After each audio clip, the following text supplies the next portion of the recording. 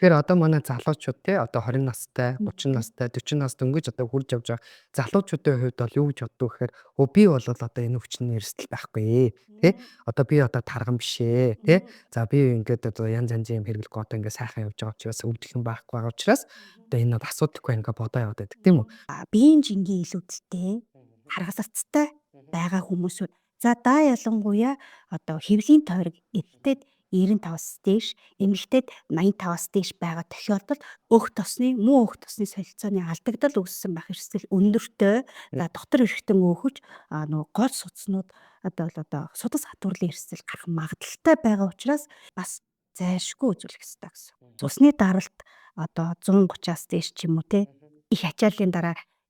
ихсчдэг ч юм уу тийм хүмүүсүүд мөн стресс ихтэй ажил хийж байгаа хүмүүсүүд маань өөрөө бас энэ эрсдэл болдог учраас хэрэг дээрх хүчин зүйлүүд надад байна л гэж үзвэл надад өөх тосны солилцооны алдагдал байх магадлалтай гэж үзээд